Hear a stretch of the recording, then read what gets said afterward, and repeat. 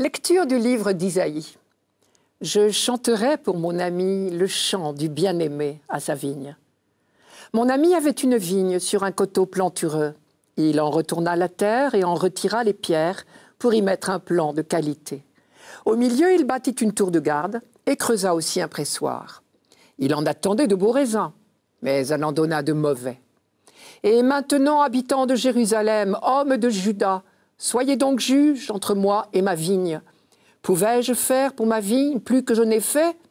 J'attendais de beaux raisins. Pourquoi en a-t-elle donné de mauvais? Eh bien, je vais vous apprendre ce que je vais faire de ma vigne. Enlever sa clôture pour qu'elle soit dévorée par les animaux.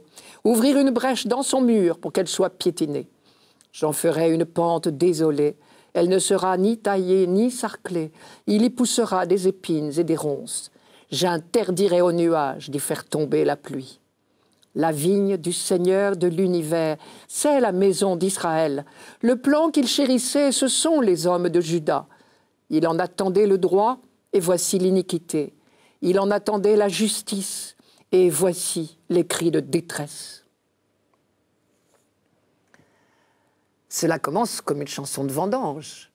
Je chanterai pour mon ami le chant du bien-aimé à sa vigne.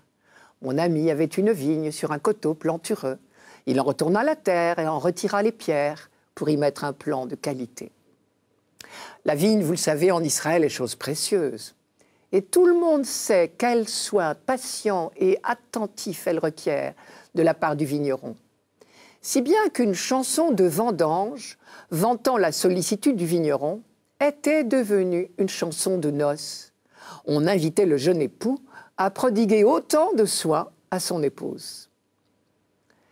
Le prophète Isaïe, à son tour, reprend la même chanson, mais cette fois pour parler de l'alliance entre Dieu et Israël.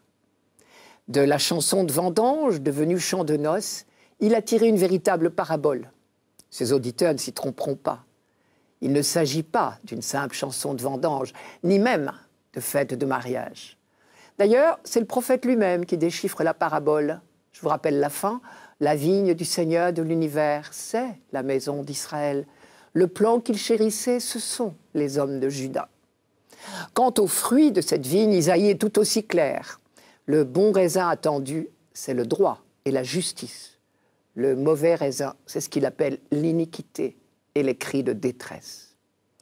Dans la suite de ce chapitre, Isaïe précise ses reproches. Je cite « Malheur, ceux-ci joignent maison à maison et champ à champ, jusqu'à prendre toute la place et à demeurer seuls au milieu du pays. » C'est la recherche égoïste de l'argent et de la propriété qui est visée ici. Et cette insouciance des riches pour le malheur des pauvres qui caractérise souvent les périodes prospères. Je cite encore Isaïe, « Levé de bon matin, ils courent après les boissons fortes, et jusque tard dans la soirée, ils s'échauffent avec le vin. La harpe et la lyre, le tambourin et la flûte accompagnent leur beuverie.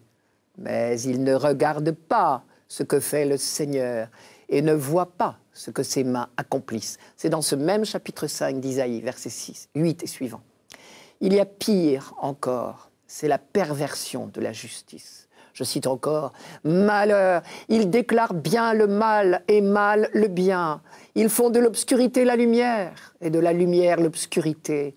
Ils font passer pour amer ce qui est doux et pour doux ce qui est amer. Ils justifient le coupable pour un présent. » Traduisez, les juges se font acheter. Et ils refusent à l'innocent sa justification. C'est toujours dans ce chapitre 5 d'Isaïe. Que fait le vigneron, mal récompensé de ses efforts? Il finit par admettre que la terre est trop mauvaise et il abandonne l'entreprise. Le beau carré bien ordonnancé sera vite redevenu un terrain vague où pousseront des épines et des ronces, comme dit Isaïe. C'est toujours la même leçon. Dès qu'on s'éloigne de la fidélité au commandement, on fait fausse route. Et le peuple créé pour que tous ses membres soient heureux et libres devient le règne de tous les égoïsmes et de tous les vices. Et cela se termine toujours mal. Tout comme un beau carré de vigne laissé à l'abandon devient la proie des bêtes sauvages. Ce qui est troublant, une fois de plus, dans ce message du prophète, c'est qu'Isaïe attribue à Dieu lui-même l'exercice du châtiment. Le vigneron de la parabole d'Isaïe ne se contente pas de laisser faire le cours des choses. C'est lui-même qui enlève la clôture et ouvre une brèche dans le mur pour que la vigne soit piétinée et dévorée par les animaux. En réalité, comme dimanche dernier avec le prophète Ézéchiel, rappelons-nous que nous sommes à une étape de la pédagogie de Dieu. Avec Isaïe, nous sommes même avant Ézéchiel, donc à une époque où l'on dit volontiers que Dieu punit nos mauvaises actions. À une époque surtout où on n'est pas encore débarrassé de l'idolâtrie. Et donc pour le prophète, il s'agit avant tout d'affirmer qu'il n'existe qu'une puissance au monde. Aucune autre divinité n'est à craindre. Dans tout ce qui nous arrive, c'est vers le Dieu d'Israël qu'il faut se tourner. Lui, le Saint d'Israël, est totalement étranger à toutes les bassesses et les injustices des hommes. Ceux-ci n'ont donc aucune chance de survie s'ils ne changent pas de vie. Dans ce passage, donc, Isaïe fait la grosse voix, pourrait-on dire.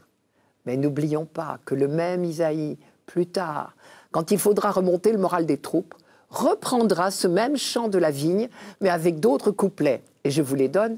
Ce jour-là, chantez la vigne délicieuse.